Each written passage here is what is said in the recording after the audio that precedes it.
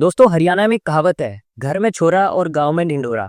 इसका मतलब जो बच्चा है वो घर में इधर उधर ही कहीं छुपा हुआ है, लेकिन उसको ढूंढने पूरे के पूरे गांव में ढिंढोरा पीट दिया। हाय मेरा बच्चा कहाँ गया, हाय मेरा बच्चा कहाँ गया। वैसे ही ट्रेडिंग में आप ये गलती कर रहे हो।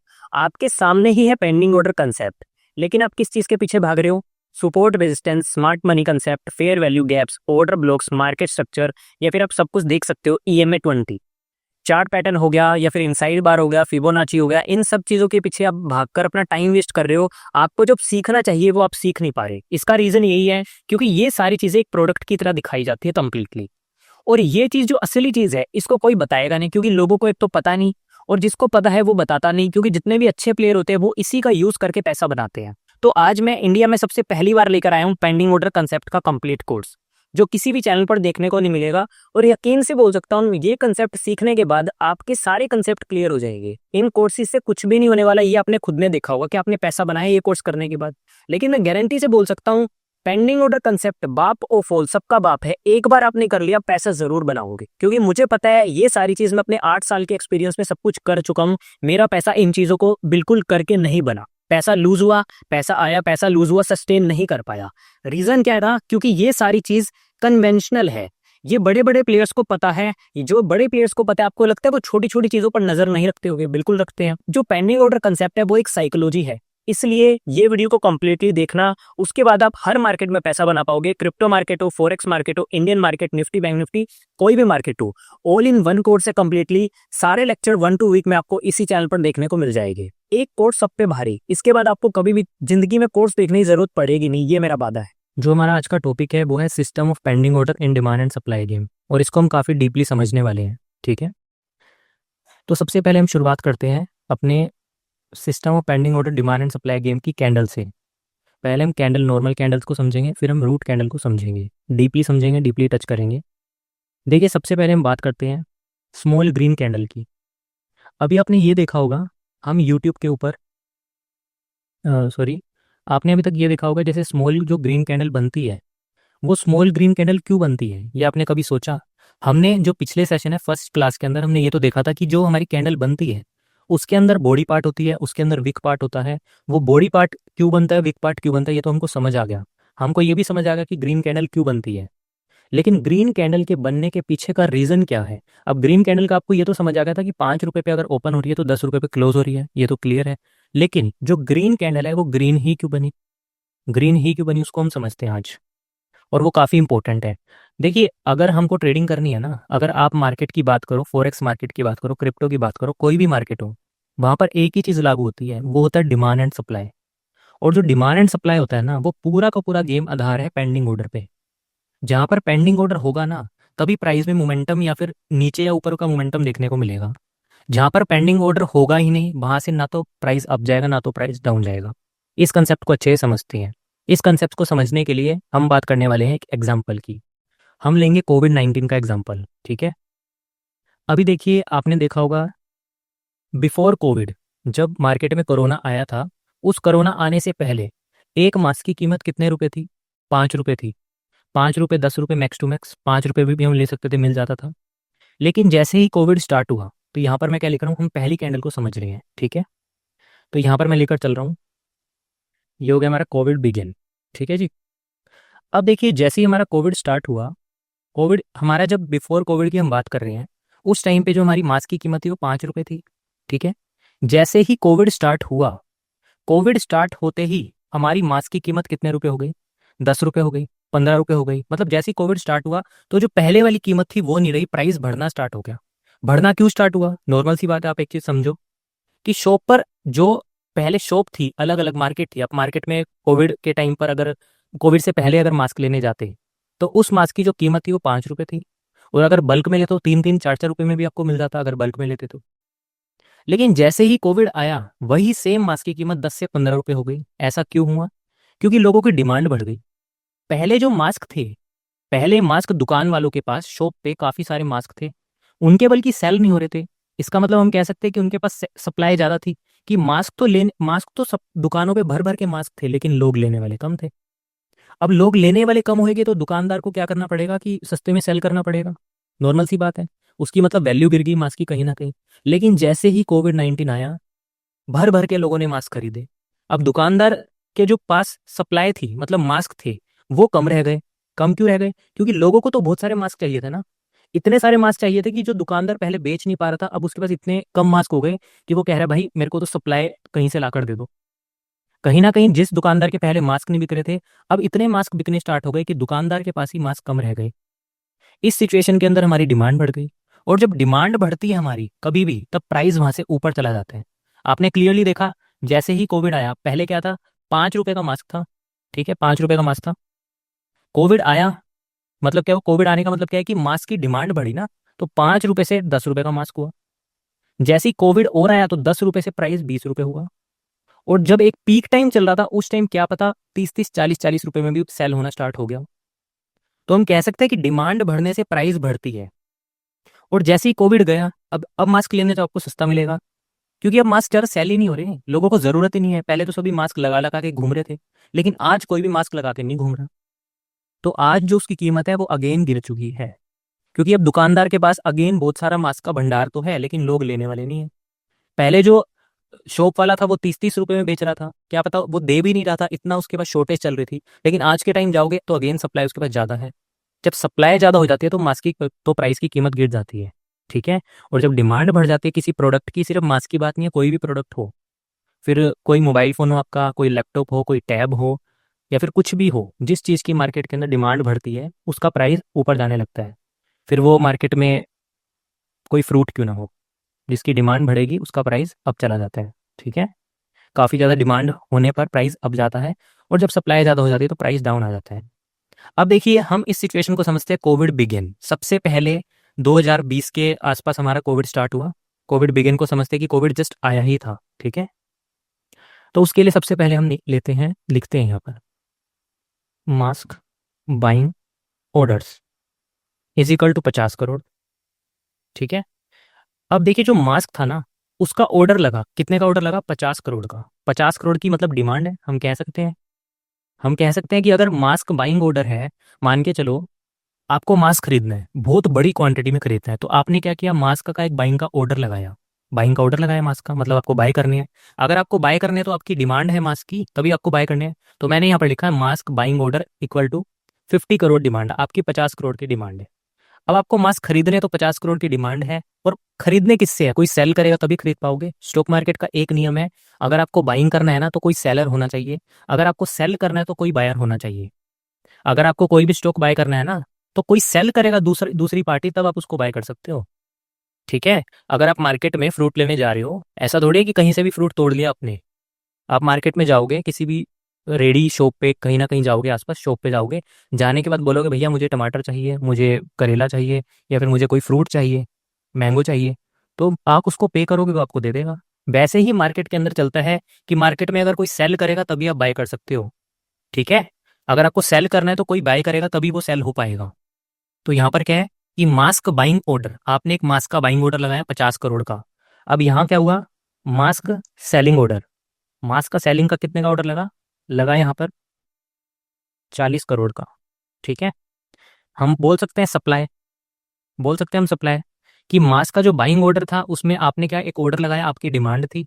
अब मास्क सेलिंग ऑर्डर, अब जो सेल करेगा उसके पास सप्लाई होगी, तभी तो आपकी डिमांड फुलफिल होगी ना। तो यहाँ पर मैंने सिंपल से लिखा 40 करोड़ सप्लाई। ठीक है। कि जो सामने वाला सेलर था उसके पास 40 करोड़ ऑर्डर थे, तो कितने पेंडिंग रह गए, हम कितने बोल सकते हैं यहाँ पर? तो मैं लिख रहा हूँ पेंडिंग, पेंडिंग ऑर्डर यहाँ पर रह गया मेरे 10 CR। ठीक है जी, 10 CR पेंडिंग ऑर्डर हमारे यहाँ पर रह गए।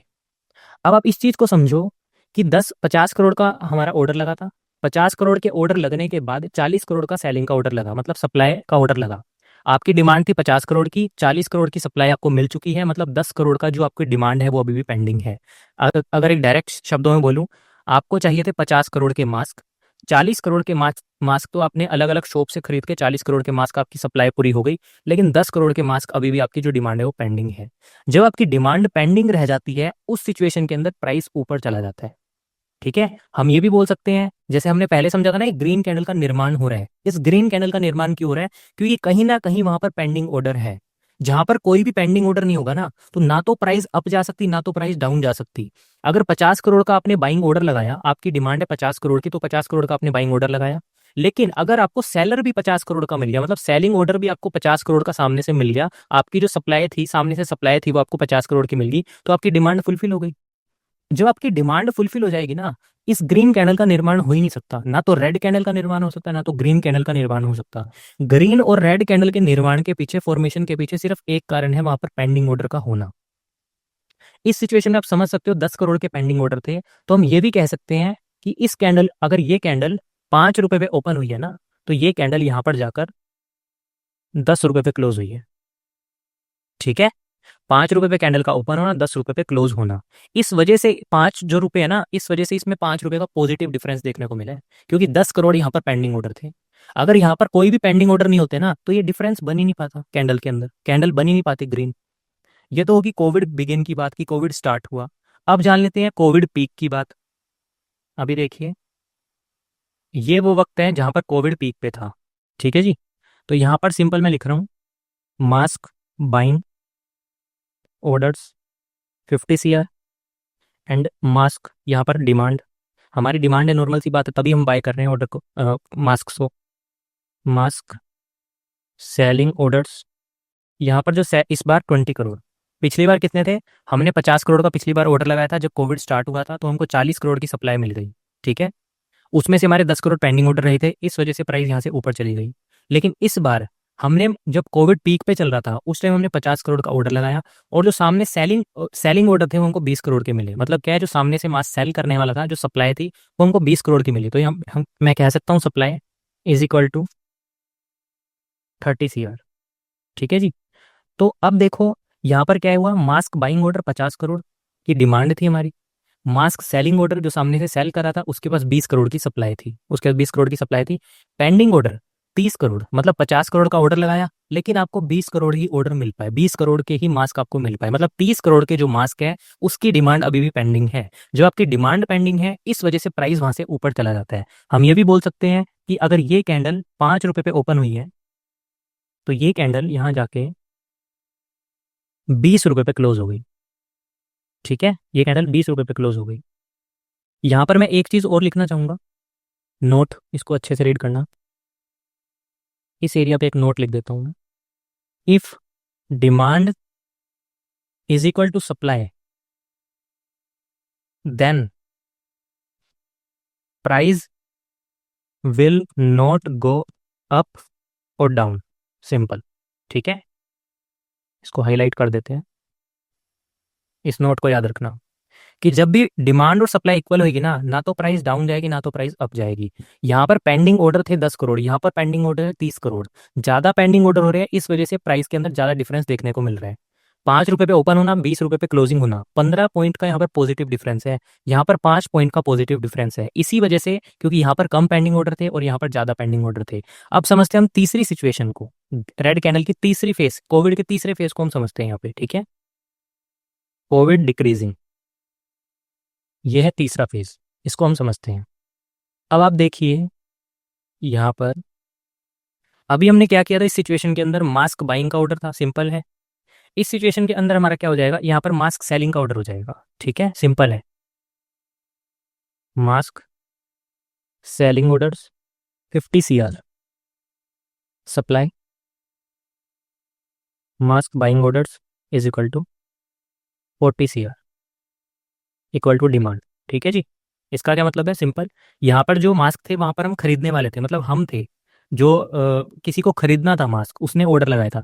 यहाँ पर क्या है, किसी को बेचना है तो उसने ऑर्डर लगाया, सिंपल है बिल्कुल। ठीक है, तो कोविड जब डिक्रीज हो रहा था, कोविड जब कम हो रहा था, तो किसी ने ऑर्डर लगाया कितने का, 50 करोड़ का मास्क का ऑर्डर लगाया। कहने का ये मतलब है कि 50 करोड़ उसके पास सप्लाई थी। अगर जैसे स्टॉक मार्केट का नियम क्या है, अगर आपको मास्क अपने सेल करने हैं तो बायर होना चाहिए, अगर आपको खरीदने हैं तो सेलर होना चाहिए, नॉर्मल सी बात है। तो यहाँ पर इसका उल्टा हो गया कि मास्क सेलिंग करनी है, किसी को सेल करने हैं, तो नॉर्मल सी बात है, 50 करोड़ की उसके पास सप्लाई है, मतलब वो सेल करना चाहता है, लेकिन उसको सामने से मिल गया एक बायर, बाइंग ऑर्डर जिसने लगाया था 40 करोड़ का, उसके पास डिमांड थी, नॉर्मल सी बात है, क्योंकि सप्लाई अगर चाहिए, सप्लाई अगर होगी, सामने से डिमांड होनी चाहिए ना, तभी उसकी सप्लाई फुलफिल हो सकती है। अगर कोई डिमांड करेगा, सामने सप्लाई हो, तो उसकी डिमांड फुलफिल होगी।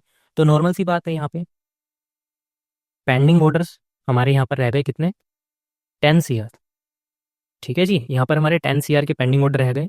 अब देखो यहाँ पर 10 करोड़ के हमारे पेंडिंग ऑर्डर रह गए, ठीक है। और किस सिचुएशन में रहेगा इसको समझो। इस सिचुएशन के अंदर अगर आप देखोगे तो 50 करोड़ का बाइंग का ऑर्डर लगा था, ठीक है, मतलब डिमांड थी। 40 करोड़ की सप्लाई सामने से मिली, मतलब क्या है कि 50 करोड़ की डिमांड थी लेकिन सप्लाई 40 करोड़ की थी। 10 करोड़ की जो डिमांड थी वो यहाँ पर पेंडिंग रह गई थी, और यहाँ पर भी 10 करोड़ की डिमांड पेंडिंग रह गई थी। जब डिमांड पेंडिंग रहती है तो प्राइस अप जाता है। इस सिचुएशन के अंदर आप समझो कि सेलिंग का ऑर्डर लगाया था, मतलब सप्लाई 50 करोड़ थी, 40 करोड़ डिमांड थी, जिस वजह से 10 करोड़ का जो पेंडिंग ऑर्डर था वो फुलफिल नहीं हो पाया। और हम कह सकते हैं 10 करोड़ की यहाँ पे सप्लाई पेंडिंग है। सप्लाई पेंडिंग है तो हम ये भी कह सकते हैं यहाँ पर कि प्राइस का यहाँ पर 20 रुपये पे ओपन होना और 10 रुपये पे क्लोज होना, ठीक है। और अब इसको समझते हैं हम। इसका सिंपल है, 20 रुपये ओपन हुई और 10 रुपये में हमारी क्लोजिंग हो गई। इसका रीज़न यही था, आपको मैंने स्टार्टिंग में बताया था, जब मास्क की जो डिमांड थी वो कम हो जाती है। ये कोविड डिक्रीज हो रहा है जबकि बात है, ये कोविड बिगिन जब स्टार्ट हुआ था तो मास्क की कीमत बढ़ रही थी। फिर कोविड पीक पे था तो 5 रुपये से 20-20 रुपये में मास्क बिकने लग गया। लेकिन कोविड की एक फेज हुआ है जिस टाइम पे कोविड जाने लग गया, उस टाइम पे क्या हुआ, एकदम से 20 रुपये से 10 रुपये में कीमत गिर गई। कीमत क्यों गिरी? क्योंकि जो सेलर थे उनके पास ज़्यादा सप्लाई ज़्यादा थी। आप यहाँ पर देख सकते हो, पहले तो जो सप्लाई थी 40-40 करोड़, 20-20 करोड़ कम थी। अब देखो एकदम से सेलिंग प्रेशर ज़्यादा हो गया, मतलब सप्लाई यहाँ पर ज़्यादा होगी, मास्क दुकानदार के पास ज़्यादा हो गए लेकिन लोग लेने वाले कम हो गए, ठीक है। इस वजह से प्राइस में एक गिरावट देखने को हमको मिली। इस वजह से हमारी रेड कैंडल का फॉर्मेशन हुआ, रेड कैंडल का निर्माण हुआ। अब एक सिचुएशन को हम यहाँ पे समझ लेते हैं इसको। Mask selling order 50 crore, mask buying orders equal to 20 crore, ठीक है जी। पेंडिंग ऑर्डर कितने रह गए यहाँ पर हमारे? Pending orders is equal to 30 crore. अब आपने देखा ये पूरा का पूरा सिस्टम कैसे वर्क कर रहा है कि यहाँ पर 10 करोड़ के पेंडिंग ऑर्डर, जब हम मार्केट के अंदर मास्क लेने जा रहे हैं उस टाइम पे हमको मास्क मिल ही नहीं रहे, डिमांड लोगों की ज्यादा बढ़ गई, मास्क कम है। फिर एक सिचुएशन आया, बहुत ही ज्यादा डिमांड बढ़ गई, मास्क तो और भी ज्यादा कम हो गई, फिर प्राइस ऊपर चली गई। क्योंकि दुकानदार के पास कम मास्क होएंगे, लोग लेने वाले हो गए तो कीमत बढ़ जाएगी, वो तो कीमत बढ़ा देगा, ठीक है। अब एक सिचुएशन ऐसी आई कि दुकानदार के पास ज्यादा मास्क थे, सभी दुकान को मिला के मैं बोल रहा हूँ, ऐसे नहीं, एक दुकानदार के पास 50 करोड़ है, ठीक है। दुकानदारों के पास मास्क कम थे, मास्क ज्यादा थे, लेकिन लोग लेने वाले कम हो गए। एक सिचुएशन ऐसी आई कि दुकानदार के पास अभी भी मास्क ज्यादा है लेकिन लोग लेने वाले और भी ज्यादा कम हो गए, जिस वजह से 30 करोड़ के पेंडिंग ऑर्डर यहाँ पे फुलफिल नहीं हो पा रहे दुकानदार के, उसके पास 30 करोड़ पेंडिंग ऑर्डर रह गए। अब उसके पास ज्यादा पेंडिंग ऑर्डर रह गए दुकान वालों के पास, तो वो कम में बेचने लगेंगे, उनके प्राइस और भी गिर जाएंगे। तो ऐसा ही हुआ बिल्कुल कि अगर 20 रुपए पे ये कैंडल अगर ओपन हुई है ना, तो इसकी क्लोजिंग हो गई 5 रुपए पर, ठीक है। इसको थोड़ा हम कर देते हैं बड़ा, इस टाइप से। इस नोट को भी अच्छे से याद रख लेना, ये इंपॉर्टेंट है, ठीक है जी। अब पूरा का पूरा आपने गेम देखा कि 5 रुपये, ये देखो कि यहाँ से प्राइस नीचे से ऊपर गई, ठीक है, 5 रुपए से 20 रुपए गई। और इस सिचुएशन में देखो कि 20 रुपए से 10 रुपए, फिर 20 रुपए से 5 रुपए। मतलब क्या था, जो 5 रुपए से प्राइस स्टार्ट हुई थी ना, अगेन लौट कर 5 रुपए पे आ गई, अगेन लौट कर 5 रुपए पे आ गई। तो डिमांड सप्लाई का जो पेंडिंग ऑर्डर होता है उसका कंसेप्ट ऐसे काम करता है कंप्लीटली। यहाँ पर मैं एक चीज और लिखना चाहूंगा, यहाँ पे इसको यहाँ पर लिख देते हैं हम, जैसे कोविड की डिक्रीजिंग फेज था और यहाँ पर था कोविड एंड, इसको हमने कर दिया कोविड एंड। ये लो कंप्लीट। ये स्मॉल ग्रीन कैंडल इसी वजह से बनी है क्योंकि यहाँ पर कम पेंडिंग ऑर्डर है। ये बिग ग्रीन कैंडल इस वजह से बनी है क्योंकि यहाँ पर ज़्यादा पेंडिंग ऑर्डर है। ये स्मॉल रेड कैंडल इसलिए बनी है क्योंकि यहाँ पर कम पेंडिंग ऑर्डर है सेलर के। और यहाँ पर बिग ग्रीन कैंडल इसलिए बनी है क्योंकि यहाँ पर ज़्यादा पेंडिंग ऑर्डर है, ठीक है जी। अब चार्ट पे जानते हैं एक बार हम इस चीज़ को। देखिए लूपिन का चार्ट है, लूपिन के चार्ट के अंदर आप इस कैंडल को देखोगे, बड़ी सारी कैंडल, ठीक है। इस कैंडल से देखकर हम क्या अंदाजा लगा सकते हैं, मतलब ये कैंडल चार्ट पे इतनी सारी कैंडल है, तो ये जो कैंडल है इसको देखने से क्या पता लग रहा है हमको, मतलब क्या हम सोच रहे हैं इन कैंडल्स को देखकर कि ये कैंडल भी है, ये कैंडल भी है, ये कैंडल भी है, ये कैंडल भी है, लेकिन ये अलग सी कैंडल दिख रही है सब में से। आप देख सकते हो कि सारी कैंडल में से ये थोड़ी अलग दिख रही है। ये अलग इसलिए दिख रही है, ये मोटी है काफी ज्यादा, इसलिए अलग दिख रही है। और जितनी बड़ी कैंडल होगी, जितनी मोटी कैंडल होगी ना, उसके अंदर उतने ज्यादा पेंडिंग ऑर्डर होंगे। जैसे आपने इधर देखा है कि छोटी कैंडल थी इस वजह से थोड़े पेंडिंग ऑर्डर थे, ज्यादा बड़ी कैंडल है तो ज्यादा पेंडिंग ऑर्डर है, रेड कैंडल और ग्रीन कैंडल हो दोनों के केस में। तो आप आज से ये बात याद रखो कि जितनी बड़ी कैंडल होगी उसके अंदर उतने ज्यादा पेंडिंग ऑर्डर होंगे, और जितने ज्यादा पेंडिंग ऑर्डर होंगे उतने ज्यादा चांसेस रहते हैं कि प्राइस वहां पर आने के बाद जंप करे अगेन, ठीक है। अभी हमने जान लिया है कि हमारी जो कैंडल्स हैं, नॉर्मल कैंडल्स बोलते हैं हम इनको, वो बनती कैसे है। अब हम जान लेते हैं एक कैंडल और, वो है रूट कैंडल। रूट कैंडल का कंसेप्ट जानते हैं, ठीक है। अब देखिए system of pending order and demand supply game के अंदर एक होती है हमारी रूट कैंडल, और रूट कैंडल का बेसिकली काम होता है एक रूट बनाना, पूरा का पूरा एक रूट होता है, एक जाल होता है, उसको समझने के लिए हम रूट कैंडल को देखते हैं, ठीक है। और रूट कैंडल काफी इंपॉर्टेंट भी है। अभी देखिए, अभी तक आपने ये देखा था कि ग्रीन कैंडल या फिर रेड कैंडल कैसे बनती है। एक बार मैं फिर से यहाँ पर लिखना चाहूंगा। अगर हमारी ग्रीन कैंडल की बात करें तो सिंपल है। अगर 5 रुपए पे यहाँ पे ओपन हो रही है तो हम बोल सकते हैं कि 10 रुपए पे इसकी क्लोजिंग हो रही है, ठीक है। मतलब 5 पॉइंट का यहाँ पे डिफरेंस है। रेड कैंडल की बात करें तो हम बोल सकते हैं कि 10 रुपए पे यहाँ पे ओपन हो रही है तो 5 रुपए पे यहाँ पे क्लोजिंग हो रही है। अगेन 5 पॉइंट का नेगेटिव डिफरेंस है, इसमें पॉजिटिव है। लेकिन जो रूट कैंडल होती है ना हमारी, रूट कैंडल के अंदर बिल्कुल थोड़ा सा डिफरेंस होता है, बिल्कुल थोड़ा सा।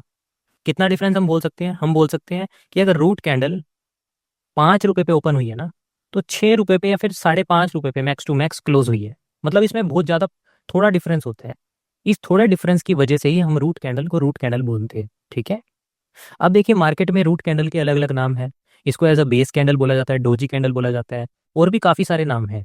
तो आपको मैंने रूट कैंडल इससे बताया ताकि आप इजी रहे आपके लिए एक रूट को जानने के लिए कि प्राइस का एक रूट है, ठीक है। प्राइस जहां से चली है, प्राइस का एक रूट है। अगर रूट के कोर्स को हमने पकड़ लिया तो इजी रहता है हमारे लिए पूरा का पूरा कंसेप्ट अच्छे से समझना। अब देखिए यहाँ पर ना काफी टाइप की आपको रूट कैंडल देखने को मिलेगी। तो मैं क्या करता हूँ, सिंपली सबसे पहले यहाँ पर लिख देता हूँ इसके लिए मैं, ये हमारी रूट कैंडल्स है। अब रूट कैंडल आप देखोगे कि अलग अलग प्रकार की होती है। एक रूट कैंडल होती है इस टाइप की, एक रूट कैंडल होती है, आपने देखा होगा ना मार्केट में कि कोई डोजी बोलता है, कोई हैमर बोलता है। तो मैं आपको कंफ्यूज बिल्कुल भी नहीं करना चाहता, मैं बताने वाला हूँ। ये जितनी भी आपको कैंडल दिख रही है ना, ये छोटी छोटी जितनी भी कैंडल है, ये सारी की सारी कैंडल सेम कैंडल है। मतलब इनका काम एक ही है, इनका काम डिफरेंट नहीं है। अभी तक आप ये चीज में कंफ्यूज हो रखे थे कि सर ये जो कैंडल्स है, ये कैंडल्स अलग अलग टाइप की है, कोई मदर बेबी है, कोई पैटर्न कुछ है, कोई पैटर्न कुछ है। तो आज आपका कंसेप्ट ये क्लियर हो जाएगा कि जितनी भी आपको कैंडल दिखती है ना इस टाइप की कैंडल, वो सारी की सारी सेम कैंडल है, उनका सेम ही काम है। वो अलग अलग कैंडल बस दिखाई जाती है लेकिन काम वो सेम ही करती है। उसका रीजन मैं अभी आपको समझाता हूँ। देखिए ग्रीन कैंडल को हमने देखकर समझ लिया था कि 5 रुपए पे ओपन हो रही है तो 10 रुपए पे क्लोज हो रही है, कि यहाँ पर एक पॉजिटिव डिफरेंस है। अगर यहाँ पर हम देखेंगे तो 10 रुपए पे ओपन होकर 5 रुपए पे क्लोज होना, यहाँ पर एक नेगेटिव डिफरेंस है 5 रुपए का। मतलब कुछ प्राइस का डिफरेंस है अच्छा खासा, 5 रुपए का, 10 रुपए का, 15 रुपए का। लेकिन ये रूट कैंडल है ना, या तो 5 रुपए से ओपन होके 6 रुपए पे क्लोज हो रही है, या तो वो 5 रुपए पे 6 रुपए पे ओपन होके 5 रुपए पे क्लोज हो रही है, ठीक है। अब आप ये कहोगे सर ये कैंडल रेड भी हो सकती है, ये कैंडल ग्रीन भी हो सकती है, वो भी मैं क्लियर कर देता हूँ। बिल्कुल हो सकती है।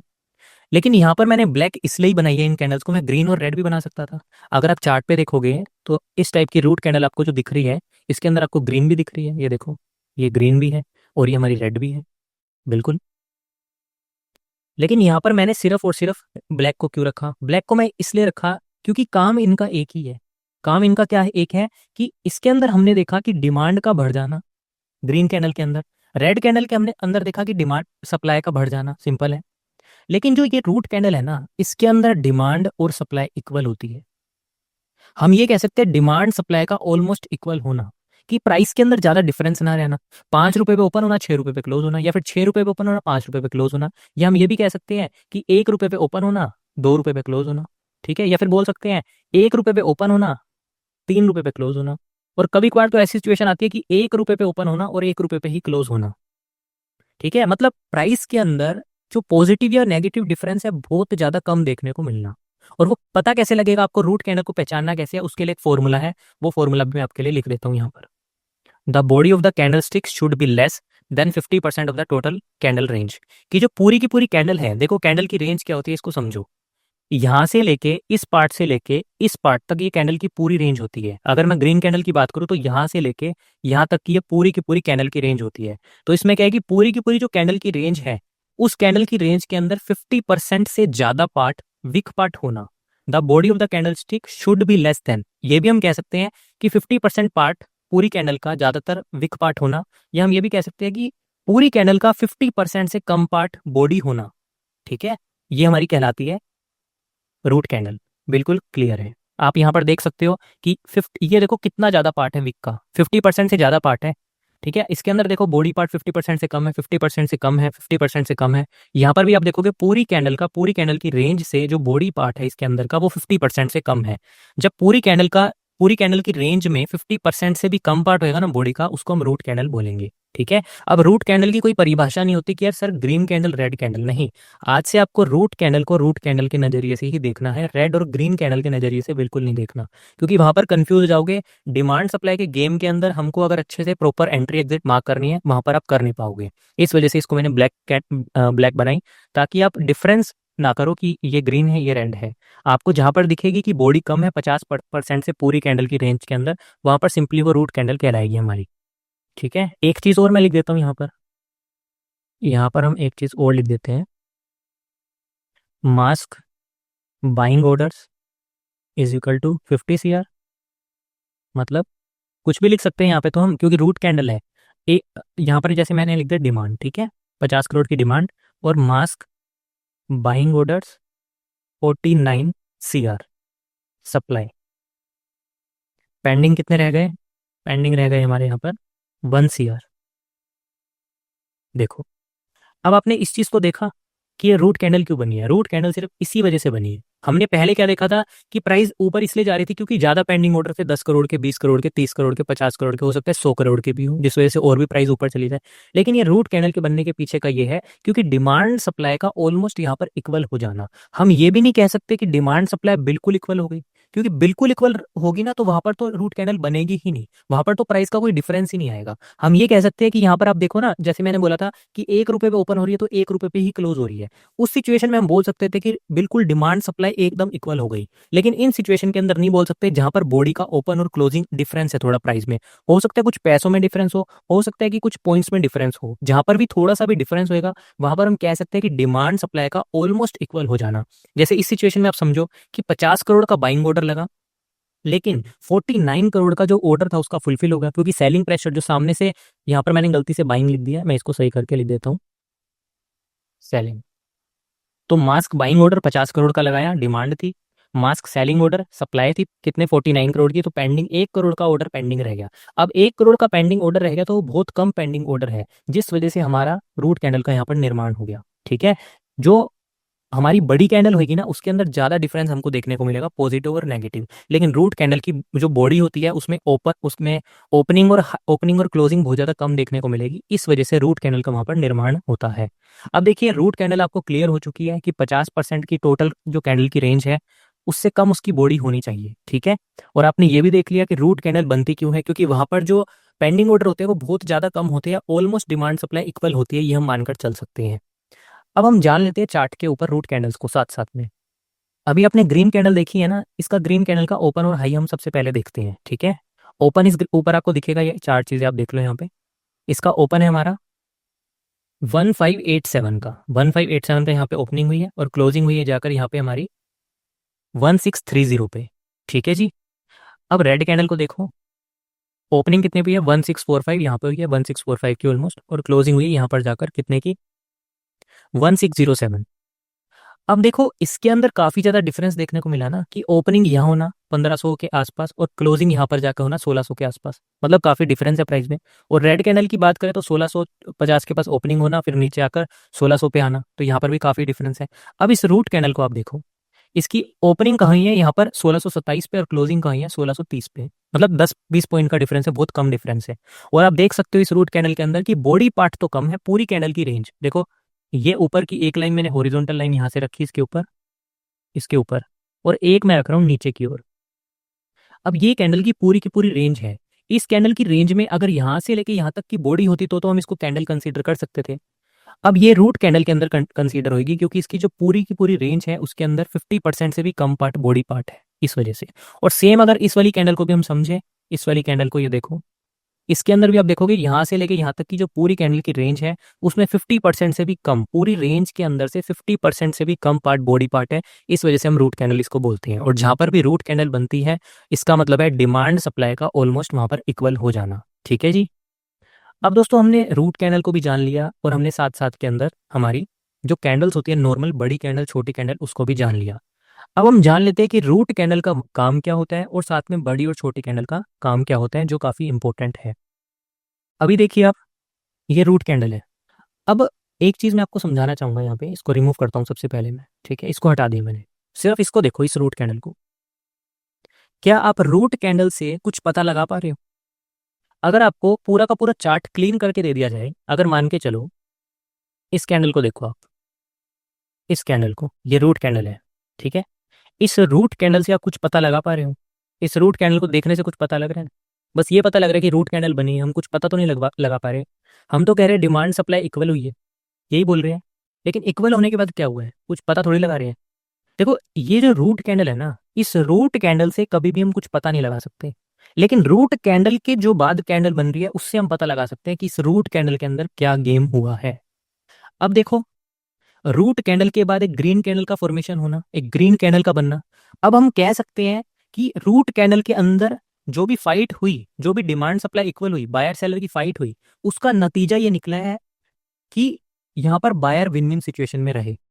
और नीचे वाली अगर आप पिक्चर को देखोगे तो यहाँ पर क्लियर नजर आ रहा है कि रूट कैंडल का मतलब क्या है, डिमांड सप्लाई का इक्वल होना। रूट कैंडल का मतलब क्या है कि बायर और सेलर की वहां पे फाइट होना, उस फाइट के बाद रेड कैंडल का बन जाना। कहने का मतलब ये है, हम अकेले रूट कैंडल को देखकर कुछ प्रिडिक्ट नहीं कर सकते, कुछ पता नहीं लगा सकते, लेकिन रूट कैंडल के बाद जो कैंडल बनी है उसके अंदर हम पता लगा सकते हैं कि इस रूट कैंडल के बनने के बाद ग्रीन कैंडल बनी है तो बायर विन विन सिचुएशन में रहे। ठीक है, तो यहां पर मैं एक चीज आपके लिए लिख रहा हूं, इसको देखो। देखिए बाइंग ऑर्डर, अभी तक हम मास्क के एग्जांपल की बात कर रहे थे ना, अब हम मास्क से हटके बड़े प्लेयर की बात करेंगे, क्योंकि मास्क का जो एग्जांपल था वो आपको समझाने के लिए था, आपको बेसिक क्लियर करने के लिए था। अब हम बात करेंगे बड़े प्लेयर की, एफआईआई की, डीआई की, इंस्टीट्यूशन इन्वेस्टर की, कि वो कैसे पूरा का पूरा गेम चला रहे हैं। क्योंकि अगर हमने उस गेम को जान लिया ना तो वहीं से पैसा बनेगा। तो अब हम जानते हैं कि बड़े प्लेयर क्या करते हैं मार्केट के अंदर। देखिए बड़े प्लेयर की अगर मैं बात करूं तो उन्होंने क्या करा, बाइंग ऑर्डर लगाया, कितने का? उन्होंने लगाया 100 करोड़ का। 100 करोड़ का उन्होंने बाइंग का ऑर्डर लगाया, सिंपल है बिल्कुल, ठीक है।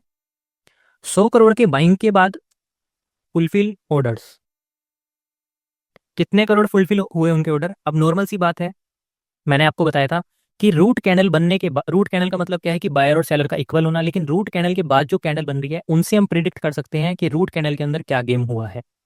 ठीक है, अब ग्रीन कैंडल का बनने का सिंपल सा मतलब है कि पेंडिंग ऑर्डर का वहां पर रहना। ये भी मैंने क्लियर कर दिया कि ग्रीन कैंडल इससे बनी है क्योंकि पेंडिंग ऑर्डर कहीं ना कहीं है, वहां पर डिमांड है, इस वजह से वो कैंडल बनी है। अगर पेंडिंग ऑर्डर होते ही नहीं तो रूट कैंडल बनती। ये रूट कैंडल इसलिए बनी ना क्योंकि यहाँ पर कोई पेंडिंग ऑर्डर नहीं है, ऑलमोस्ट इक्वल है डिमांड सप्लाई, लेकिन उसके बाद ग्रीन कैंडल बनी। अब हम कह सकते हैं ग्रीन कैंडल के बनने के पीछे का रीजन है पेंडिंग ऑर्डर का होना।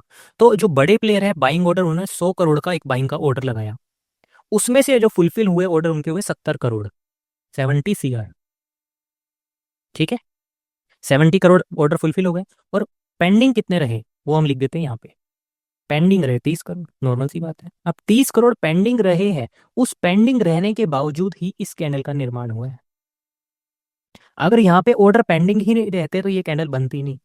रूट कैंडल पहले बनी, बनने के बाद बायर सेलर की इसके अंदर फाइट हुई है, फाइट होने के बाद ये प्राइस ऊपर चली गई। हम ये भी कह सकते हैं कि जो बड़े प्लेयर थे उन्होंने 100 करोड़ का पेंडिंग ऑर्डर लगाया था, लगाने के बाद 70 करोड़ के ऑर्डर थे वो उनके फुलफिल हुए, फुलफिल होने के 30 करोड़ बचे थे, इस वजह से ये कैंडल बन गई। 100 करोड़ का ऑर्डर लगा, 100 में से 70 करोड़ फुलफिल हो गए, फुलफिल होते साथ ही एकदम से प्राइस ऊपर भाग गई क्योंकि 30 करोड़ के यहाँ पर पेंडिंग ऑर्डर थे। अगर इस सिचुएशन को समझे, यहाँ पर 30 करोड़ के पेंडिंग ऑर्डर थे तो कैंडल छोटी बनी थी, यहाँ पर 50 करोड़ पेंडिंग ऑर्डर है तो कैंडल बड़ी बनी है, कैंडल बड़ी बनी है। बाइंग ऑर्डर 100 करोड़ का लगा, बाइंग ऑर्डर कितने का लगा? 100 करोड़ का। फुलफिल हो गए ऑर्डर 50 करोड़ के, और पेंडिंग बच गए 50 करोड़। 50 करोड़ पेंडिंग बचते साथ ही प्राइस यहाँ से ऊपर चली गई। अब देखिए एक चीज और देखिए, ये जो रूट कैंडल बनती है ना, ये रूट कैंडल, इसको मैं कुछ इस टाइप से मार्क कर रहा हूँ। हमने जो बड़े प्लेयर थे उन्होंने 100 करोड़ का ऑर्डर लगाया, इंस्टीट्यूशन जो इन्वेस्टर थे उन्होंने 100 करोड़ का ऑर्डर लगाया, 70 करोड़ फुलफिल हुए, 30 करोड़ पेंडिंग रहे, प्राइस यहाँ से ऊपर गई। अब प्राइस जब भी लौट कर अगेन इसी एरिया के अंदर आएगी ना दोबारा, तो यहाँ से एक मूवमेंट ऊपर की तरफ आएगा। उस मोमेंटम के पीछे का रीजन ये है क्योंकि 30 करोड़ के पेंडिंग ऑर्डर यहाँ पर पेंडिंग है अभी। अगर ऑर्डर पेंडिंग नहीं होती तो प्राइस ऊपर नहीं जाती, पेंडिंग ऑर्डर है तभी तो प्राइस ऊपर चली गई। हम ये भी कह सकते हैं 30 करोड़ जो पेंडिंग ऑर्डर है ना वो इस बॉटम के अंदर है, इस बॉटम के अंदर। इस वजह से जब भी प्राइस यहाँ आएगी तो यहाँ से अगेन बाउंस बैक आएगा। ठीक है, इस सिचुएशन को समझते हैं हम। एक रूट कैंडल बनी, उसके बाद रूट कैंडल से तो हम प्रिडिक्ट कर ही नहीं सकते कुछ भी, लेकिन रूट कैंडल के बाद ग्रीन कैंडल बनने का ही मतलब है कि बायर विन विन सिचुएशन में रहे, बायर्स ने सेलर को खदेड़ दिया कंप्लीटली। 100 करोड़ का बड़े प्लेयर ने ऑर्डर लगाया जिसमें से 50 करोड़ उनके फुलफिल हो गए, पेंडिंग ऑर्डर 50 करोड़, 50 करोड़ के ऑर्डर फुलफिल उनके नहीं हुए, पेंडिंग रह गए। जिस वजह से अगेन जब प्राइस लौट कर इस एरिया के अंदर आएगी तो यहाँ से एक मोमेंटम आएगा, इस बार ज़्यादा बड़ा। यहाँ पर थोड़ा आया था, यहाँ पर ज़्यादा आएगा क्योंकि यहाँ पर ज़्यादा पेंडिंग ऑर्डर है, हमको पता है, इस वजह से मोमेंटम और बढ़ाएगा। अब थर्ड सिचुएशन को और समझ लेते हैं। Pending orders equal to 80 CR। अब देखो, यहाँ पर 30 करोड़ के ऑर्डर थे, छोटी कैंडल बनी। यहाँ पर 50 करोड़ के पेंडिंग ऑर्डर थे, बड़ी कैंडल बनी। मतलब क्या है, फुलफिल हुए 50 करोड़, 50 करोड़ पेंडिंग है।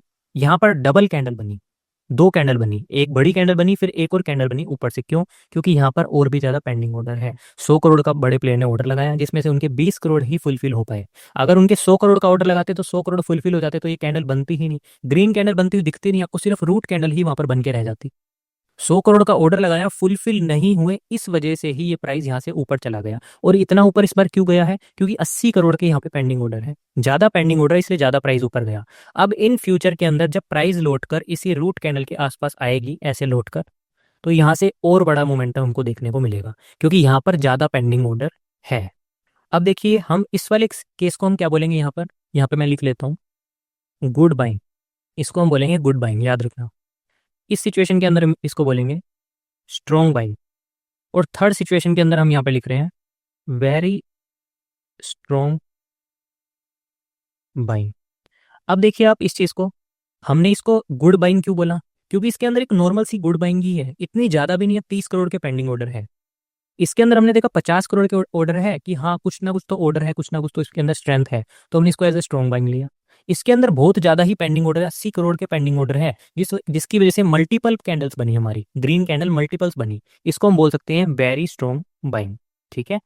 अब देखिए, ये तीन चीज समझानी इसलिए जरूरी थी आपको, क्योंकि कहीं ना कहीं मार्केट में आपको ये तीन चीज ही देखने को मिलेगी।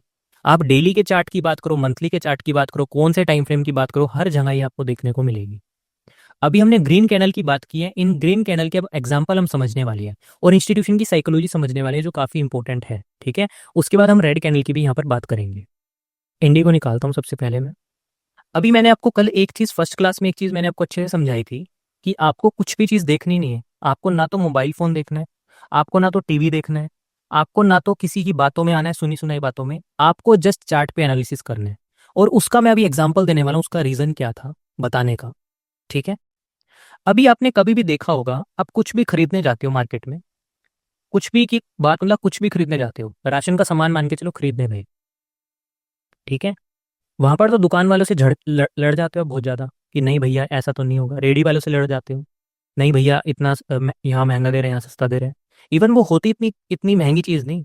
अगर राशन की दुकान पे जा रहे हैं ना, या फिर आपने देखा होगा कुछ भी मार्केट में खरीदने जाते हैं हम, लेडीज की आखिरकार बात करें, तो कहीं ना कहीं बिल्कुल ही लड़ झगड़ के भैया नहीं, बिल्कुल आदत होती है उनकी। हालांकि इतनी बड़ी चीज नहीं है। और वही क्या होते हैं कि स्टॉक मार्केट के अंदर 5-5 10-10 हजार एक दिन के उड़ा देते हैं, और यहाँ पर 10-10 20-20 रुपए के लिए बिल्कुल झगड़ जाते हैं उनसे। झगड़ जाते हो ना, उसका रीजन क्या होता है?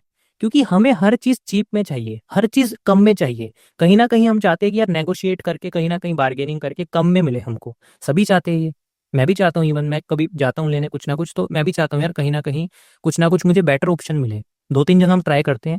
लेकिन स्टॉक मार्केट के अंदर आने के बाद हम ऐसी चीज क्यों नहीं करते, मुझे ये समझ नहीं आती। स्टॉक मार्केट में आने के बाद हम ऐसी चीज इसलिए नहीं करते क्योंकि हमें किसी ने बताया ही नहीं कि प्राइस भी डिस्काउंट रेट पे मिलता है या नहीं मिलता। हमको डिस्काउंट रेट पता ही नहीं होता क्या है मार्केट के अंदर। हमको क्या है, हमको जहां बता दिया न्यूज चैनल वालों ने, वो शेयर का जो प्राइस है ना, वो प्राइस है 50 रुपए का। ठीक है। 50 रुपए का प्राइस है, 50 रुपए पे ही आपको बाय करना है, हाई पे ही आपको बाय करना है।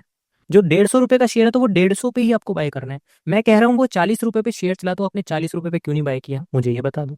आप कहोगे सर कोई बताने वाले ने 40 पे हम कब बाय करें, और 40 पे बाय करें, हमको पता थोड़ी था कि 40 पे मिलेगा। मैं कह रहा हूँ हमें पता है कि वो 40 पे ही बाय करना था आपको। आप ये कहोगे सर फंडामेंटल से हम पता कर सकते हैं, चार्ट से पता कर सकते हैं, बिल्कुल पता कर सकते हो। पता सब कुछ चल जाएगा, पता अभी भी चल जाएगा, आपके अंदर भी ये चीज आ जाएगी कि हाँ ये तो जाएगा, उसके बाद भी आप गलती करोगे। वो गलती पता है कहाँ करोगे? कौन करवाने वाला है?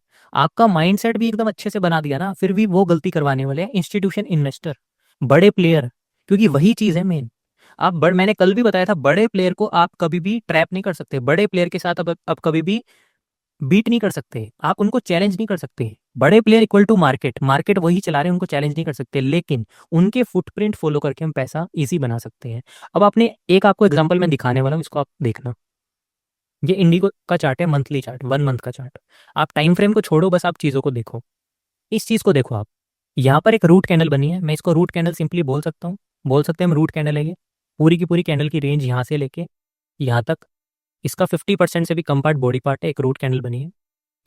अब मैंने बताया था रूट कैंडल, अगर ऐसे में इसको दिखाऊं इस कैंडल को, तो रूट कैंडल से आप कुछ भी प्रिडिक्ट नहीं कर सकते कि क्या आगे क्या होने वाला है प्राइस के अंदर, कुछ प्रिडिक्ट नहीं कर सकते। अगर आपको ऐसा का ऐसे दे दिया जाए ना सिर्फ रूट कैंडल बना के, तो आप कुछ भी बता नहीं पाओगे। लेकिन रूट कैंडल के बाद कौन सी कैंडल बनी हमारी, ग्रीन कैंडल। अब हम कह सकते हैं ना कि बाइंग प्रेशर यहाँ पर बायर विन विन सिचुएशन में रहे, कि बायर ने अपना दबदबा थमा के रखा और जो प्राइस ऊपर से आ रही थी उसको रिवर्स कर दिया, उसको रिवर्स कर दिया पूरा का पूरा। अब देखो ये कहां पर गया प्राइस, ये देखो यहां से रूट कैंडल का बनना, एक कैंडल का बनना, दूसरी कैंडल का बनना, then back to back buying pressure आना, back to back buying pressure आना, आप देख सकते हो कहां तक आना वो भी हम देख सकते हैं, ऑलमोस्ट यहां तक का। ठीक है, अब आप एक चीज को देखो कि प्राइस यहां से लेके यहां तक चली गई। यहां पर कितना प्राइस था, 800 रुपए का, 800 रुपए में मिल रहा है स्टॉक, देख लो 800 रुपए यहाँ पे। यहाँ पर कितना प्राइस है, 1800 रुपए, मोर देन डबल हो चुका। हमने यहाँ पर क्यों नहीं बाय किया, मुझे ये नहीं समझ आ रहा। लेकिन आप यहाँ पर क्यों बाय करोगे वो मैं समझा देता हूँ। यहाँ पर जब आप बाय करने लगोगे ना किसी स्टॉक को, तो टीवी पर पता है क्या न्यूज आने वाली है, इंडिगो के बारे में जितनी भी चीज हो सकते हैं ना, जितना भी गंद फैलाना है वो इंडिगो के बारे में फैलाएंगे। कंपनी के फंडामेंटल अच्छे होने के बाद भी वो कुछ ना कुछ आपको ऐसे प्रूफ दिखाएंगे जिस वजह से आपको इंडिगो के अंदर डर लगेगा यहाँ पर बाइंग करने से। आप यहाँ पर बाइंग कर ही नहीं पाओगे। जो यहाँ पर भी बाइंग करके बैठा, जो यहाँ पर भी बाइंग करके बैठा होगा ना, वो भी यहाँ पर धीरे धीरे करके आने का सोचेगा, लॉन्ग टर्म इन्वेस्टमेंट रखना है, वो भी डर जाएगा और कहीं ना कहीं वो यहाँ पर इसको निकाल देगा। और आपने अगर गलती से भी इस एरिया पर बाइंग कर लिया ना, तो मेरे को नहीं लगता कि आप यहाँ पे सरवाइव कर पाओगे। क्योंकि जब तक आप यहाँ पर बाइंग करोगे ना, तो आपको ऐसी ऐसी न्यूज वहां पर दिखाई जाएगी, ऐसी ऐसी हेडलाइन छपेगी इंडिगो के बारे में कि आप वहां पर सर्वाइव कर ही नहीं पाओगे। आपको निकालना ही निकालना पड़ेगा वो स्टॉक। जब तक आप नहीं निकालोगे ना, तो प्राइस वहां से ऊपर जाएगी भी नहीं, प्राइस वहां पे ऊपर नहीं जाएगी। ये मैं रिटेलर्स की बात कर रहा हूँ। करते क्या है वो, कि बड़े प्लेयर क्या करते हैं, देखो नॉर्मल सी बात है, बड़े प्लेयर को जिस जगह पर बाइंग करनी है उनको सेलर भी मिलना चाहिए। अगर आप रिटेलर सेल करोगे ही नहीं, तो वो उनकी बाइंग इनिशिएट कैसे होगी। अगर मान के चलो उन्होंने 2000 करोड़ का पेंडिंग ऑर्डर लगा दिया, 2000 करोड़ का उन्होंने बाइंग का ऑर्डर लगा दिया, अब उनको सामने से 2000 करोड़ के ऑर्डर, सेलिंग के ऑर्डर तो मिलने चाहिए ना। वो सेल करेगा कौन, वो आप ही करोगे, आप ही करोगे सेल। मैं एक बार यहाँ से एक टूल ले लेता हूँ, टेक्स्ट यहाँ पर मैं लिख देता हूँ इसके नीचे, बाइंग ऑर्डर लगाया, ठीक है, कितने का लगाया, बड़े प्लेयर ने 2000 करोड़ का, 2000 करोड़ का बाइंग ऑर्डर लगा दिया उन्होंने। ठीक है, लगाने के बाद अब 2000 करोड़ का उन्होंने बाइंग ऑर्डर लगाया है। अगर 2000 करोड़ का बाइंग ऑर्डर उनका एग्जीक्यूट हो जाता, उनको अगर 2000 के बाइंग के ऑर्डर मिल ही जाते, तो कोई प्रॉब्लम ही नहीं थी उनको। तो ये रूट कैंडल की रूट कैंडल बन के रह जाती है यहाँ पे। लेकिन 2000 करोड़ के उनके बाइंग के ऑर्डर फुलफिल नहीं हुए पूरे के पूरे। इसमें से क्या पता उनके 500 करोड़ फुलफिल हुए हो, क्या पता उनके 50 करोड़ फुलफिल हुए हो, क्या पता उनके 1000 करोड़ फुलफिल हुए, हमें नहीं पता। लेकिन हम ये जरूर कह सकते हैं कि उनके पूरे के पूरे जो ऑर्डर थे 2000 करोड़, वो फुलफिल नहीं हुए। वो फुलफिल नहीं हो पाए, इसी वजह से यहाँ से प्राइस ऊपर चली गई, यहाँ से ऊपर चली गई प्राइस। अब ऊपर जाने के बाद इस एरिया पे जो ये ग्रीन कैंडल बनी है ना, इस एरिया पर, यहाँ पर तो उनको क्या बताया गया, यहाँ पर उनको बताया गया आप लोगों को, रिटेलर्स को, न्यूज के माध्यम से, कि इंडिगो के फंडामेंटल अच्छे होने के बावजूद भी, देखो सभी लोग होते हैं ना फंडामेंटल देखते नहीं है, ना किसी को फंडामेंटल के बारे में पता होता, देख भी लेते हैं तो भी उनसे रहा नहीं जाता। क्योंकि जब आपका लगेगा ना कि भाई ऊपर बाय किया हुआ है, यहाँ पर 1500 रुपए पे स्टॉक बाय किया हुआ और प्राइस यहाँ पर 800 रुपए पे आ गई, पोर्टफोलियो पूरा हाफ हो गया। लाख रुपए लगा रखे हैं, 60,000 70,000 रुपए पे पोर्टफोलियो आ गया कंप्लीटली, तो घबरा जाओगे, सोचोगे ये तो बिल्कुल डूब जाएगा। इतनी ज्यादा हेडलाइन छपेगी, इतनी ज्यादा न्यूज दिखाई जाएगी, इतनी ज्यादा नोटिफिकेशन आएगी सिर्फ पर्टिकुलर स्टॉक के बारे में, कि आपको यहाँ पर सेल करने पे मजबूर कर दिया जाएगा कि इस एरिया पर ही सेल करो। अगर इस एरिया पर सेल नहीं करते ना, तो स्टॉक 600 रुपए 700 रुपए 100 रुपए भी रह सकता है कल को। और जब ये ऐसी ऐसी बातें कही जाएगी ना न्यूज के थ्रू, तो आपको यहाँ पर मजबूरी में सेल करना ही पड़ेगा। और जब आप यहाँ पर सेल करोगे ना, तो इनके 2000 करोड़ के जो पेंडिंग ऑर्डर यहाँ पर बड़े प्लेयर ने लगाया है इस एरिया पर, आप सेल करोगे, उनके बाइंग के ऑर्डर एग्जीक्यूट होएंगे और यहाँ से प्राइस ऊपर चला जाएगा। 2000 करोड़ का उन्होंने ऑर्डर लगाया और मान के चलो हम रिटेलर ने सबने मिलकर 1000 करोड़ के ऑर्डर यहाँ पर सेल कर दिए, तो 1000 करोड़ की जो इंस्टीट्यूशन के ऑर्डर थे वो भी फुलफिल है, जिस वजह से यहाँ से प्राइस ऊपर चली गई, ऊपर चली गई। अब ऊपर जाने के बाद इस एरिया पर 1800 रुपए जब प्राइस चली जाएगी ना, उस प्राइस जाने के बाद मतलब क्या था, 800 रुपए का स्टॉक था, अभी तक 800 रुपए का था, नीचे जब बॉटम पे था, उस टाइम तो हमको डरा के रखा कि इसको सेल कर दो सेल कर दो सेल कर दो किसी भी वे में। हमने सेल कर दिया, लेकिन सेल करने के बाद जो 800 रुपए का शेयर था वो चला गया 1900-1800 के करीब, मतलब मोर देन डबल हो गया। और जब स्टॉक मोर देन डबल हो गया ना, उसके बाद न्यूज में क्या आने लग गया कि भाई स्टॉक मोर देन डबल हो गया बॉटम से, इसके अंदर तो इन्वेस्टमेंट करना चाहिए, इसके तो फंडामेंटल काफी अच्छे हैं, ये तो आगे ग्रोथ कर सकता है काफी ज्यादा। तो आपने क्या सोचा यार, इंडिगो मेरे से मिस हो गया था, लेकिन अब अच्छा चल रहा है। कहीं ना कहीं हम पिछली पिछली चीज को भूलते भूलते नहीं। जो लॉस लग रहा होता है ना, उसी स्टॉक के पीछे दोबारा पड़ जाते हैं यार, 1800 चला गया, फिर अपने दोस्त को बोलते हैं यार 800 रुपए का स्टॉक था देख उस टाइम पे, आज देख ले 1800 रुपए का है। और यही गलती होती है सबसे ज्यादा। अब 1800 रुपए आप उसको इसलिए गिनवा रहे हो, कहीं ना कहीं आपका मन है लेने का और आप उसको लेोगे, क्योंकि न्यूज में या फिर नोटिफिकेशन के थ्रू इतनी सारी चीजें आपके माइंड में घुसा दी जाएगी कि अब रह नहीं जाएगा आपका। जैसे IRCTC, मार्केट में न्यूज ही न्यूज थी उसकी, IRCTC IRCTC IRCTC, सबने लिया, लेने के बाद डूब गए सारे के सारे, क्योंकि स्टॉक नीचे गिरा बाद में। ऐसा ही होता है, जब डबल स्टॉक हो जाएगा तो यहाँ से गिनवाने लगेगी कि स्टॉक डबल हो गया, और जैसे ही डबल स्टॉक होएगा तो आपके अंदर भी लालच आएगा कि भाई डबल हो गया, 1800 रुपए का स्टॉक है, क्या पता कल 10,000 का हो जाए, क्या पता नेक्स्ट हमारा ये क्या बोलते हैं HDFC बैंक बन जाए, ठीक है। या फिर हम बोल सकते हैं कोई ये अपना कौन सा स्टॉक था, शिपयार्ड वगैरह, शिप वाला स्टॉक कितना ऊपर भागा था, वो बन जाए। कहीं ना कहीं माइंड में रहती है यार, कुछ ना कुछ तो बड़ा देकर जाएगा, ये स्टॉक डबल हो चुका है, इसकी तो ज्यादा तारीफ हो रही है। आपने इस एरिया पर बाय कर लिया, अगेन कर लिया, करते साथ ही देखो आपके साथ क्या हुआ। देखो, जैसे ही आपने बाय किया ना, बाय करते ही स्टॉक गिर गया। जैसे स्टॉक डबल हुआ, बाय किया, बाय करते ही स्टॉक गिरा, गिरते ही जहां से स्टॉक चला था, जहां पर हमारे 2,000 करोड़ के बड़े प्लेयर ने ऑर्डर लगाए थे, उनके 1,000 करोड़ यहाँ पर पेंडिंग रहे थे, क्योंकि 1,000 करोड़ तो आपने फुलफिल करवा दिए थे, प्राइस यहाँ से ऊपर चला गया था। अब ऊपर से भी न्यूज यही आई, आप बाय कर लो बाय कर लो, और जैसे ही आपने बाय किया तो बड़े प्लेयर के ऊपर भी ऑर्डर लगा रखे थे उन्होंने, वो भी फुलफिल हुए। हम यहाँ पर ये भी लिख सकते हैं इस टाइप से कि ऊपर भी उनके ऑर्डर थे कितने के, 2,000 करोड़ के उनके ऊपर सेलिंग के ऑर्डर थे। यहाँ पर मैं लिख रहा हूँ सेलिंग ऑर्डर्स 2,000 करोड़। अब ऊपर उनके सेलिंग के ऑर्डर थे, तो आपने ऊपर जाने के बाद बाय कर लिया। आपने बाय किया तो बड़े प्लेयर के ऑर्डर सेलिंग के ऑर्डर थे, उनको तो बायर चाहिए थे, उनको आप बायर थे, आपने बाय किया। जैसे ही आपने बाय किया प्राइस डाउन आ गई, और प्राइस डाउन आने के बाद अगेन जहां से प्राइस चली थी लौट कर, मैंने उसका एग्जांपल दिया था ना कोविड-19 का, 5 रुपए का मास्क था, 5 रुपए से मास्क 20 रुपए पे गया, लेकिन 20 रुपए से लौट कर 5 रुपए पे आ गया। वैसी प्राइस के साथ हुआ कि प्राइस यहीं से चली थी, यहां से ऊपर गई थी, और यहीं से लौटकर अगेन इसी रेंज के अंदर आ गई। और इसी रेंज के अंदर जब प्राइस अगेन आई ना, तो इसके बारे में फिर न्यूज आएगी कि जो स्टॉक डबल हो रखा था ना, वो वापस से पूरा का पूरा स्टॉक हाफ हो चुका है, इस टाइप की खबर आएगी। आप अगेन डर जाओगे, क्योंकि जो आपने 1900 रुपये 1800 रुपये पे स्टॉक बाय किया है, अब वो 800 रुपये पे अगर स्टॉक आएगा तो आपका पोर्टफोलियो तो हाफ हो गया ना। मतलब आपने अगर 2-3 लाख रुपए लगा रखे हैं, तो वहां पर आपके कितने लाख हो गए, 1 से 1.5 लाख रुपए हो गए, वो तो आपका पोर्टफोलियो हाफ। अब जब स्टॉक यहाँ पर 800 रुपये पे आएगा ना, आपका बिल्कुल मन नहीं करेगा ट्रेडिंग करने का, आपका बिल्कुल मन नहीं करेगा इन्वेस्टमेंट करने का, आप बिल्कुल बिछड़ जाओगे। और यही चीज होती है जो बड़े प्लेयर चाहते हैं कि आप मार्केट से किसी तरह बाहर हो जाओ, आपको बाहर करना चाहते हैं वो, लेकिन उनको भी पता है कि आप बाहर नहीं हो सकते। आपका माइंडसेट जानते हैं वो बड़े प्लेयर, कभी भी अपनी जो बाइंग है ना, उसको कभी भी रिमूव नहीं करते। अगर उन्होंने बाइंग, वो वही डिमांड सप्लाई को पूरा का पूरा जनरेट करते हैं, उनके हाथ में ही होता है पूरा का पूरा सिस्टम, अपने हाथ में नहीं होता। अपने पास तो क्या 1-2 लाख रुपए है, उनके पास है 1,000 करोड़, 2,000 करोड़, 3,000 करोड़, 10,000 करोड़। वही ऑपरेट कर पाते हैं मार्केट को, हम कभी भी बीट नहीं कर सकते। हम उनके साथ बैठकर, हम उनके साथ उनके फुटप्रिंट को फॉलो करके, उनके स्टेप को फॉलो करके फिर हम ट्रेडिंग कर सकते हैं।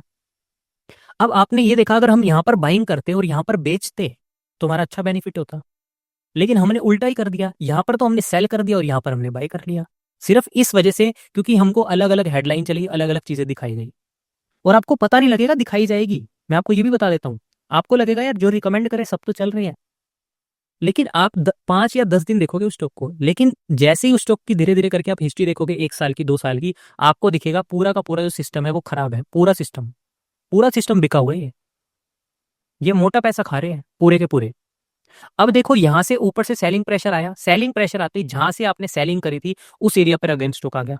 अब अगेन स्टॉक आने के बाद 1,000 करोड़ के पेंडिंग ऑर्डर यहाँ पर है, और हो सकता है कि नई बाइंग इनिशिएट हो। जैसे यहाँ पर बाइंग ऑर्डर नया इंस्टीट्यूशन ने 2,000 करोड़ का लगाया था, ऊपर से नया सेलिंग प्रेशर का ऑर्डर लगाया था, हो सकता है कि अगेन यहाँ पर एक ऑर्डर और लग जाए, ऐसा भी हो सकता है। तो मैं यहाँ पर क्या कर रहा हूँ, एक ऑर्डर और यहाँ पर लिख रहा हूँ मैं, इस टाइप से मैं लिख रहा हूँ यहाँ पे कि चलो यहाँ पर इन्होंने लगा दिया ऑलमोस्ट 2,000 करोड़ का एक और ऑर्डर लगा दिया, बाइंग का ऑर्डर 2,000 करोड़ का इन्होंने और लगा दिया है।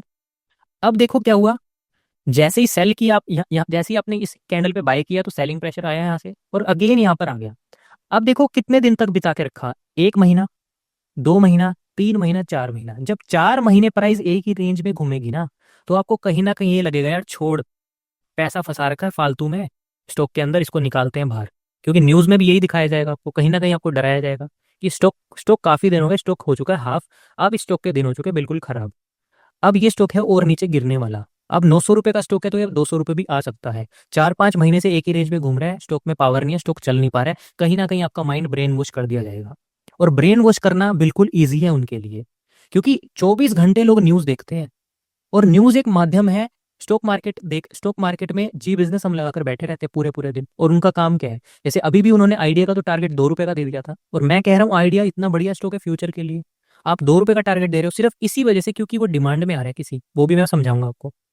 अब देखो यहाँ पर अगेन प्राइस आया, 3-4 महीने बिताया है, आपने ऊपर बाइंग किया हुआ था, यहाँ पर जैसे ही स्टॉक नीचे आया तो आपका ब्रेन वॉश अब कंप्लीटली हो चुका है। आपके पास अब कोई भी चारा नहीं है उसको ना निकालने का, क्योंकि आपको इतनी सारी गलती गिनवा दी गई, आपको इतना ज्यादा वेरीफाइड चीजें दिखा दी गई, प्रूफ दिखा दिया गया कि अब आपका बिल्कुल ही माइंड वॉश हो चुका है, ब्रेन वॉश हो चुका है। अब आपको निकालना ही पड़ेगा यहाँ पर, और निकालना ही पड़ेगा, बिल्कुल निकालोगे। निकाला आपने, उसके बाद देखो प्राइस में क्या हुआ। देखो, देखते जाओ प्राइस में हुआ क्या, कितने रुपए का प्राइस है एक बार इसको देख लो। यहाँ पे 900 रुपए का प्राइस था, यहाँ पर 900 रुपए, 800 से 900 रुपए चल रहा था। अभी देखो, अब देखो इस एरिया पर जहां आपने बाइंग करी थी ना, उस एरिया को भी इस बार तोड़ दिया कंप्लीटली। और अब देखो स्टॉक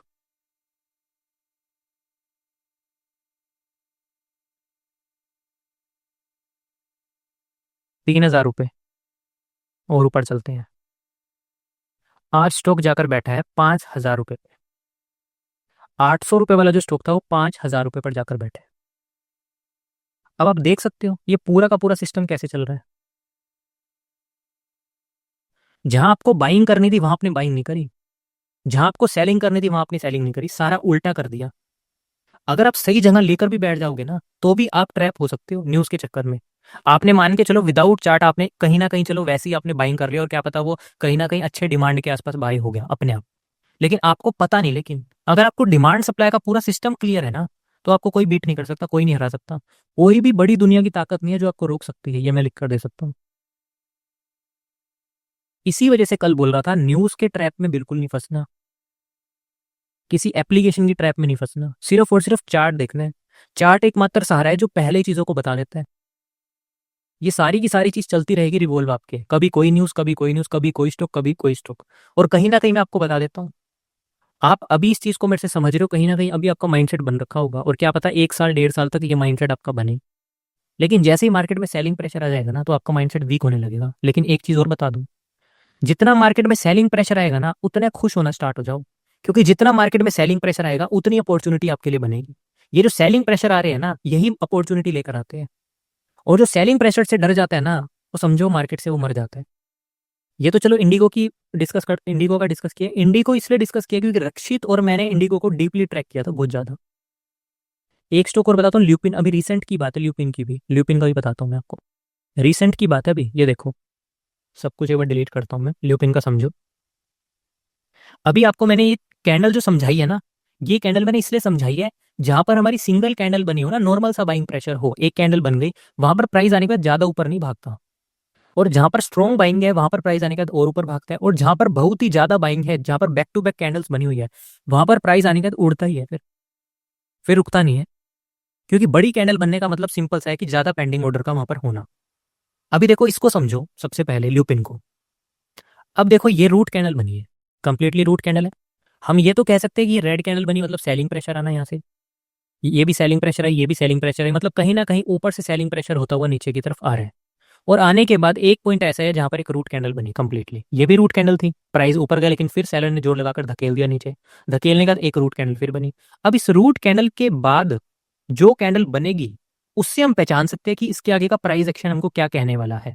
ठीक है, अभी देखो क्या हुआ, इस रूट कैंडल के बाद एक कैंडल बनी जो बड़ी सारी कैंडल है, काफी अच्छी कैंडल है, एकदम मस्त कैंडल बनी, बहुत ही बड़ी कैंडल है, और ये 1 मंथ की कैंडल है। मतलब ये कैंडल आप देख रहे हो और इसके बाद इतनी बड़ी कैंडल बनना कंप्लीटली। उसके बाद देखो क्या हुआ, प्राइस अगेन अप गई, अगेन अप गई, अगेन अप गई, अगेन अप गई, अगेन अप गई, जाती जाती जाती जाती उसके बाद और भी ज्यादा अप गई। ठीक है, ये देखो, यहाँ पर कितने रुपए का प्राइस था, इसको मैं इस टाइप से मार्क कर रहा हूँ, पूरी की पूरी कैंडल की रेंज को इस टाइप से, ठीक है।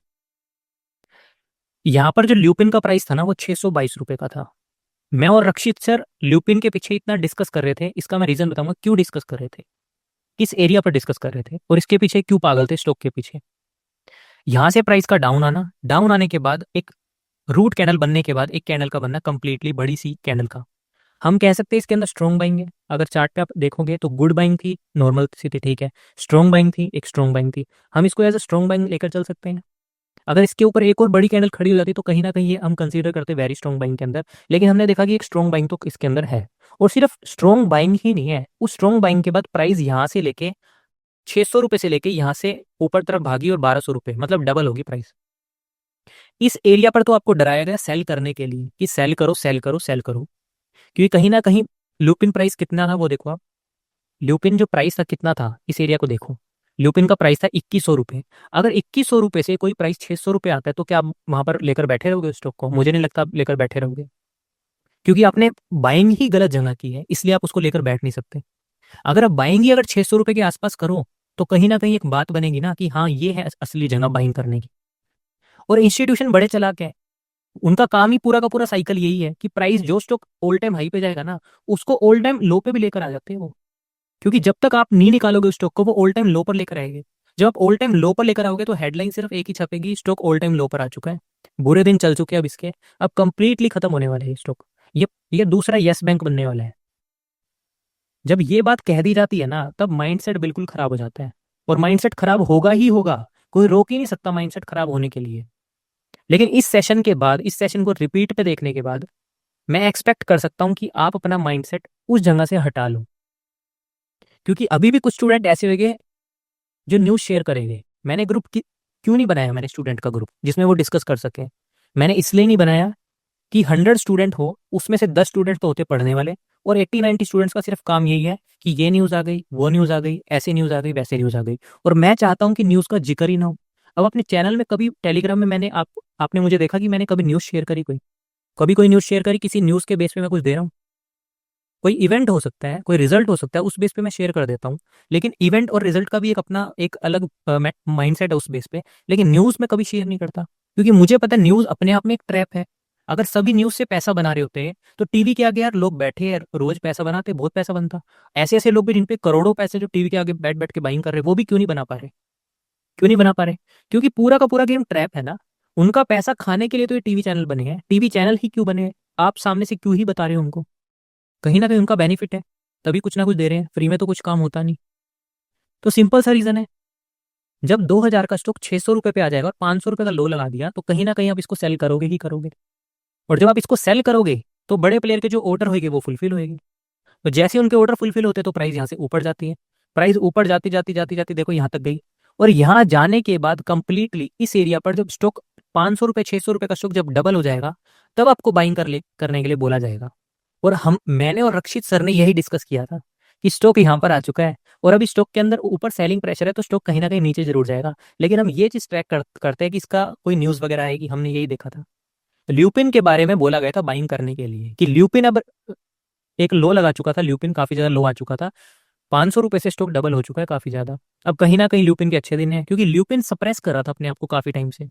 ल्यूपिन ल्यूपिन है अपना फार्मा सेक्टर का स्टॉक, अब काफी टाइम से सप्रेस कर रहा था, एक चल नहीं पा रहा था, एक मोमेंटम इसमें आ नहीं पा रहा था, गिरता ही जा रहा था, गिरता ही जा रहा था, गिरता ही जा रहा था, लोग डरने लग गए थे, क्योंकि पहले ल्यूपिन का बहुत जिक्र होता था बाय कर लो बाय कर लो, लोगों ने बहुत बाइंग करी हुई थी।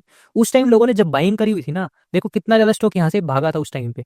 उस टाइम पूरी की पूरी स्टॉक में एक रैली देखने को मिली थी कंप्लीट, ल्यूपिन के पीछे लोग पागल थे। लेकिन जो वो लोग पागल थे ना उनको पागल इसलिए ही बनाया गया क्योंकि कहीं ना कहीं उनको यहाँ से लेके यहाँ तक बाइंग करवाया गया।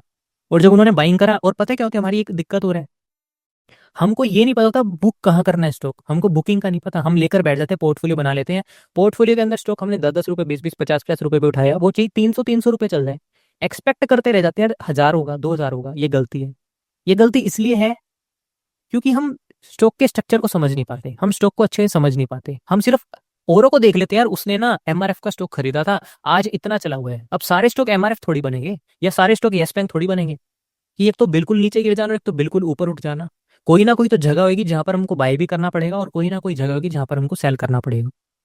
ठीक है, तो वैसे ही हुआ, आप देख सकते हो कि प्राइस अगेन लौट कर आ गई इसी एरिया पर।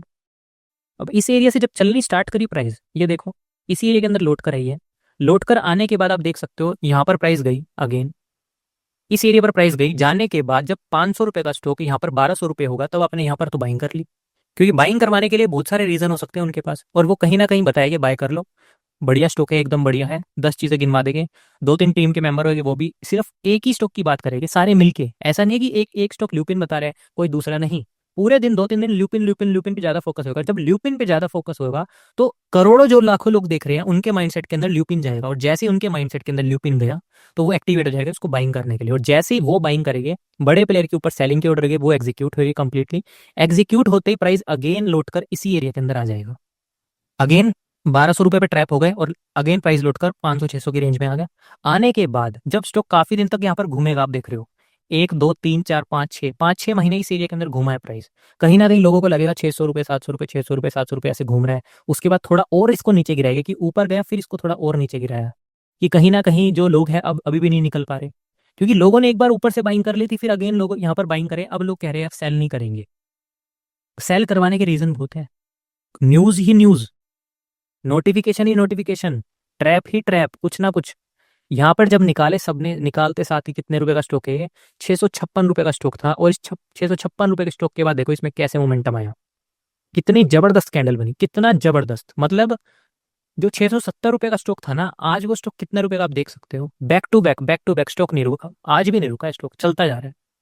2200 रुपए का स्टॉक हो गया, मतलब क्या ऑल टाइम हाई चला गया स्टॉक। आपने देखा कि स्टॉक पहले ऑल टाइम हाई था, उसको लो पर लेकर आया गया, लोगों को डराया गया, बाइंग करवाया गया, फिर डराया गया, उसके बाद फिर से स्टॉक ऑल टाइम हाई पर लेकर गया, पूरा कंप्लीट।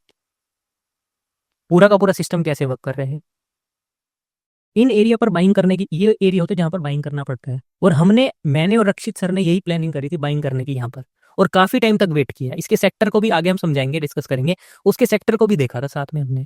ये पॉइंट है असली बाइंग करने का, इधर करेंगे, क्योंकि हमको दिख रहा था रूट कैनल के बाद एक स्ट्रॉन्ग यहाँ पर बाइंग थी, बाइंग करने के बाद यहाँ से प्राइस का ऊपर जाना, मतलब कहीं ना कहीं रेंज को ओपन कर दिया था। जो काफी टाइम से प्राइस सस्टेन हो रहा था, यहाँ पर रेंज बनाते जा रहा था, ऊपर की तरफ उठ नहीं रहा था, ये एरिया था जिसने एक रेंज को ओपन किया था कंप्लीटली। एक अच्छी कैंडल बनी थी बड़ी सारी, उसके बाद एक मोमेंटम आया था, वहीं प्राइस लौट कर आई है। लौट कर आने के बाद थोड़ा कंसोलिडेशन, ताकि लोग निकल जाए, निकलने के बाद हो सकता है यहाँ पर नया ऑर्डर लगा, क्योंकि अगर नया ऑर्डर नहीं लगता तो प्राइस मुझे नहीं लगता इतनी ऊपर तक जाती, कि ऑल टाइम हाई ऐसे खड़ी प्राइस जाती। ठीक है, तो नया ऑर्डर भी यहाँ पर लगा है।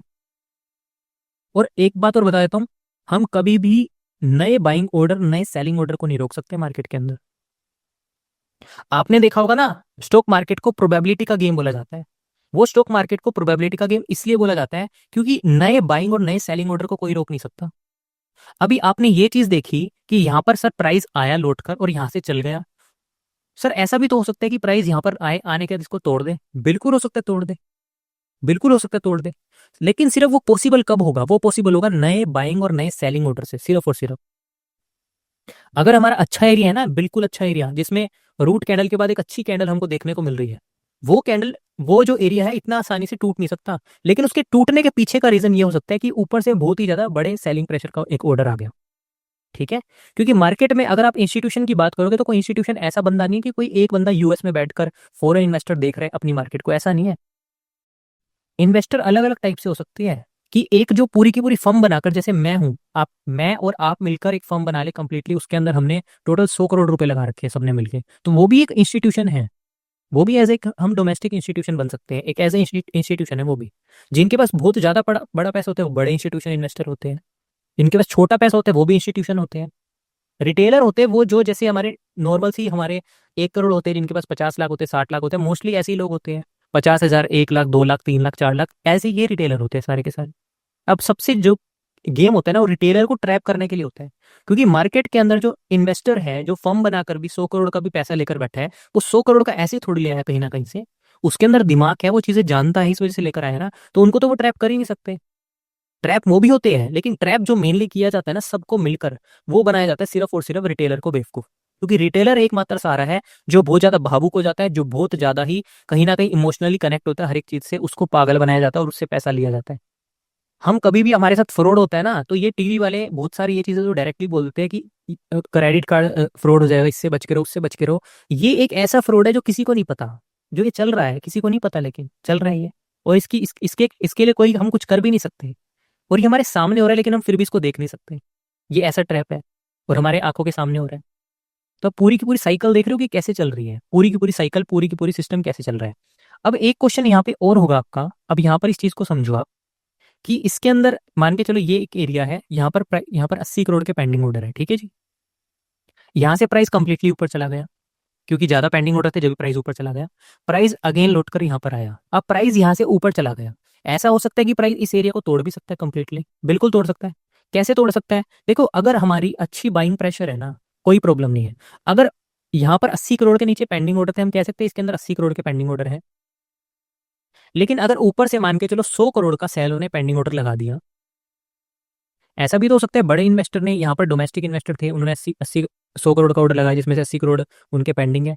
हो सकता है जो बड़े प्लेयर है उन्होंने ऊपर से, जो और बड़े प्लेयर है उन्होंने 100 करोड़ का ऑर्डर लगा दिया, और जब प्राइस यहाँ पर आई आने के बाद 80 करोड़ फुलफिल हो गए, क्योंकि सेलिंग के ऊपर सेल के ऑर्डर थे, ये नीचे बाइंग के ऑर्डर थे, ऊपर से आया pressure, selling pressure, 80 crore fulfil हुए और 20 करोड़ बच गए, जिस वजह से प्राइस ने इस रेंज को तोड़ दिया।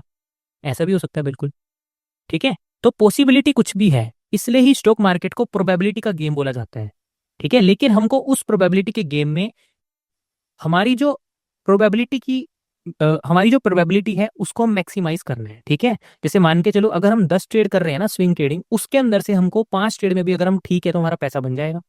10 ट्रेड कर रहे हैं, 60 ट्रेड में हम ठीक है तो हमारा पैसा बन जाएगा, बिल्कुल पैसा बन जाएगा।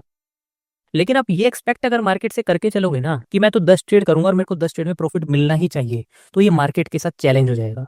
और जब मार्केट के साथ आप चैलेंज कर रहे हो ना, तो आप इंस्टीट्यूशन, बड़े बड़े इन्वेस्टर के साथ चैलेंज कर रहे हो, और जब आपने चैलेंज ले लिया ना, तो मार्केट आपको बर्बाद करके छोड़ेगी ही छोड़ेगी।